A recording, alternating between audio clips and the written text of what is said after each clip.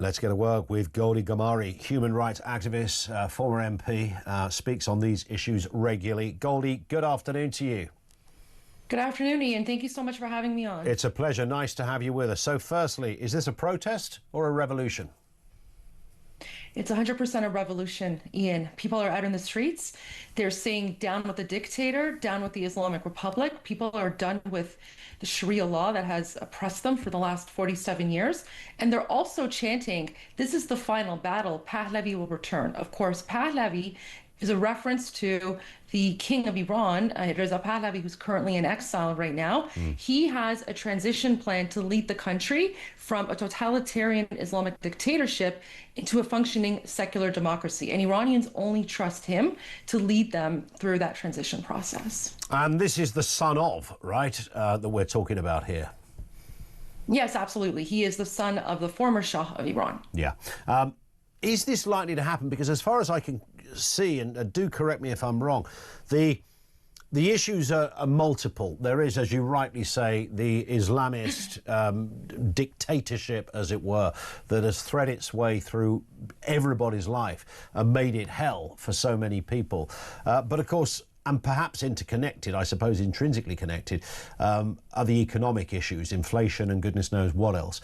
There is a real risk that whoever were to take over would still be faced with these fundamental problems. Oh, absolutely. So one of the things that we have to do is rebuild the country, because after 47 years, the Islamic dictatorship has essentially taken us back to the 7th century. Prior to 1979, Iran was a secularized, modernizing country that was slowly becoming like South Korea. You know, it was becoming the South Korea of the Middle East, or even the Japan. But the Islamic dictatorship, they're a fundamentalist totalitarian regime. All they do is they basically stolen the money that should be going to the Iranian people, and they spend it on terrorism, not just in the Middle East, but around the world. And Iranians have, are currently in poverty right now. And so the issue, you're right, it's not just the economy, it's human rights violations, it's lack of water, it's lack of clean air, it's environmental issues. And of course, the biggest one is the fact that Iranians are being murdered at the hands of the Islamic Republic for the last 47 years, just because they want to live in a free, secular, and democratic society, just like everyone else. Yeah, indeed. And of course, when it comes to terrorism, as you know better than I, Goldy, all roads lead back to Iran, right? And whether you're talking about Hezbollah, whether you're talking about Hamas, any of these areas, even domestic attacks that might take place either in Canada or the UK, wherever, there is always a line that leads back to the greatest sponsor of terrorism on planet Earth, which is Iran.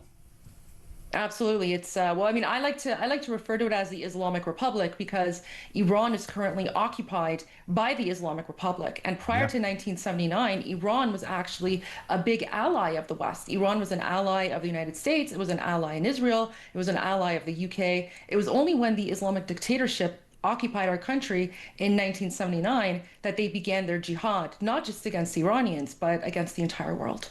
We're now seeing what started out as, I mean, the protests were already significant.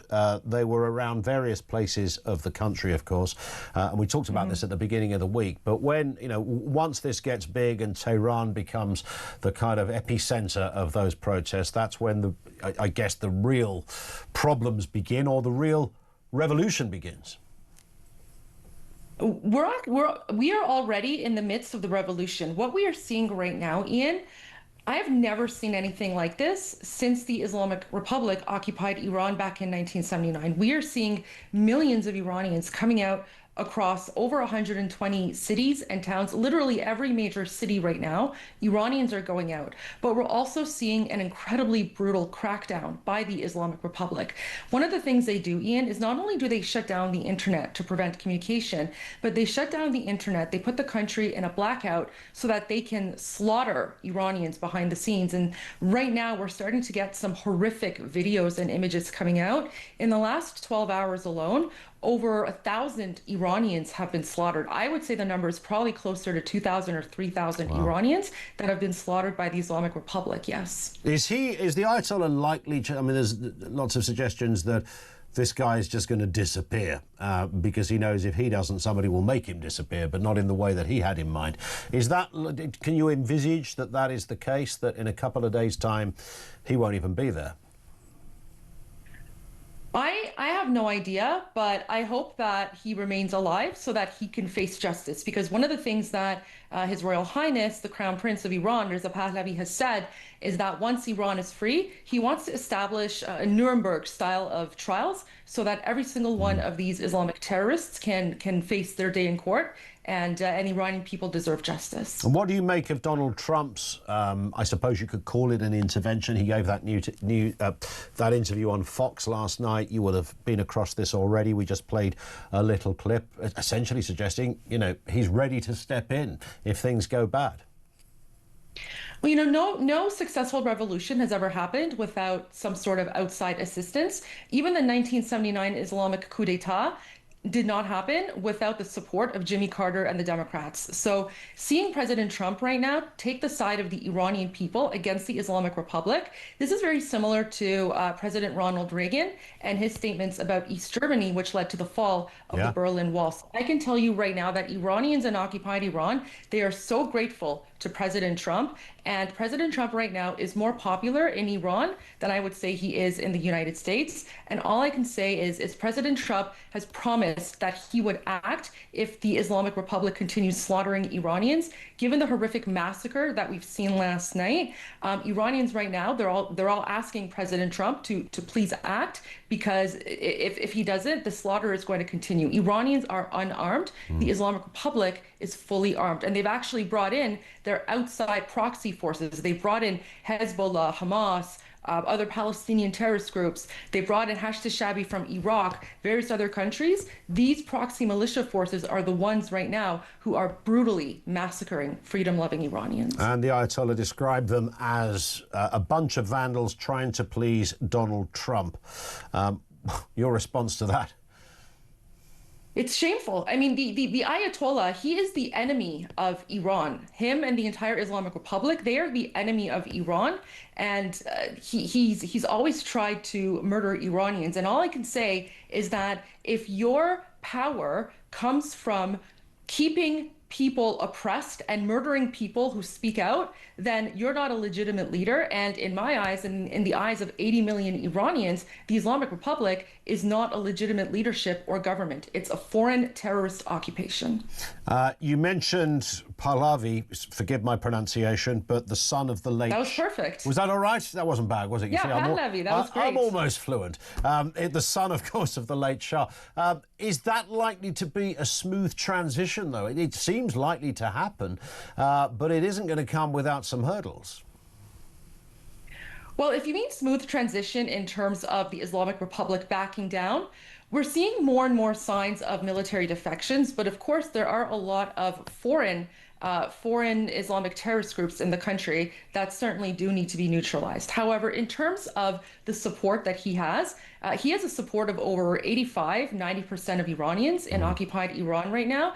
And one of the chants that they are saying is Reza Pahlavi in ast shi'ar milli, which means Reza Pahlavi, this is the national slogan. And again, they're chanting in Farsi. They're saying in akharin nabard Pahlavi barmigarde, which means this is the final battle, Pahlavi will return. So Iranians already know who they want to lead them and transition them from a totalitarian Islamic dictatorship to a functioning secular democracy. And in fact, he has a plan in place. That plan is available online, by the way, in English. You can go to the website iranprosperityproject.com, and it's a 170-page document that anyone can download. And, you know, I can't think of any other revolution that's ever happened where they've already had a transitional plan in place that has been publicly available online for half a year. And yet, you know, our plan to transition from a dictatorship to a democracy is already there. It's been viewed by millions of Iranians. And this is why we all support him, because we know that he will take us from a dictatorship to a democracy. And just on that business of a dictatorship, on that issue of a dictatorship, Goldie, just give us some idea of what life has been like for Iranians over the last bunch of years since this horrendous rule has been up and running. It's hell. It's hell. It's a living nightmare. Iran is actually the greatest occupation in the Middle East right now. So Iran has been occupied by the Islamic Republic for the last 47 years. Music is banned, joy is banned, singing is banned. Iranians can be murdered at any time for any reason. You have no human rights. It's horrible. It's the worst thing you can imagine. And Iranians are just fighting for freedom. Like they just want to have, we just want to have the same rights in Iran that people in the UK or other places have. And that in and of itself is enough for the Islamic Republic to want to murder Iranians. And are those that have been in charge, the Ayatollah and those surrounding him, just a point of interest on that, Goldie, are they genuinely wedded to a theological doctrine of Islamism, or are they just using that as a front for power, whilst probably enjoying the trappings of all manner of ostentatious and opulent ways of life? What is the truth there? I think it's a mix of both. I think some of them do genuinely believe, but I think there are a lot of them who are just using religion as a tool of control. And the reason I say this is because many of them and many of their children actually live lavish lives in Western countries, whether it's in the United States or the UK or Canada or elsewhere. So these people are basically using Iran as an ATM. They have stolen hundreds of billions of dollars of Iranian money, and they're using it to fund their lavish lifestyles in the West. These people are criminals. They're Islamic terrorists, and they're just the most evil, vile people you can ever think of. It's the Islamic Republic.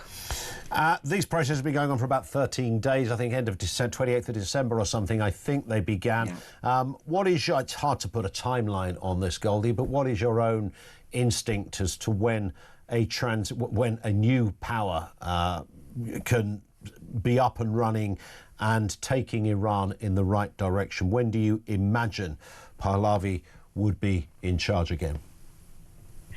I mean, if it was up to me, I would say right now. I would say right now. But again, we are in the final push. No one can predict what's going to happen. But what I do know is that we are now receiving news of mass slaughter across the country by the Islamic Republic.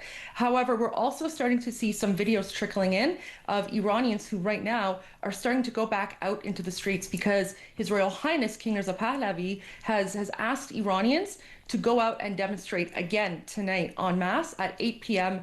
Iran time, Tehran time, which is in about 2 hours from now. But we're already seeing people going out there. And I have a feeling that despite the violence from the Islamic Republic, even more Iranians are going to go out tonight because it really is now or never. And this is the final push. And all I can ask and pray for is for President Trump to intervene as soon as possible to prevent more slaughter of innocent Iranians at the hands of these Islamic terrorists. And going forward even further, you see Iran, your country of birth, your own country, as a moderate Muslim country on the world stage, as distinct from an Islamic dictatorship. Would that define more or less how you're referring to the future? No, Iran is not a Muslim country. Less than 20% of Iranians actually identify as Muslim. Interesting. We're actually we're a very religiously diverse country. The vast majority of Iranians, I would say, are agnostic or atheist. The two fastest growing religions in the country right now, the first one is Christianity, and the second one is Zoroastrianism. However, because the country is governed by Sharia law, the crime for apostasy is death. And so many Christian converts, many Zoroastrian converts have to practice in secret and underground. What I can say is that after the fall of the Islamic Republic, Iran will be a secular, non-religious society. So I think it would be inaccurate to describe Iran as moderate Muslim.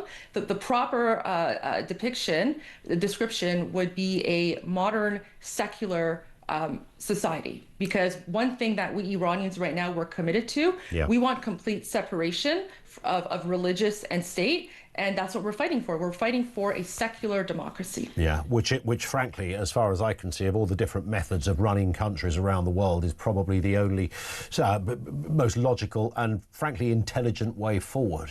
What a game changer Absolutely. what a game changer that would be, not just for Iran but for that region as well. I mean, the message that would send out globally is absolutely huge.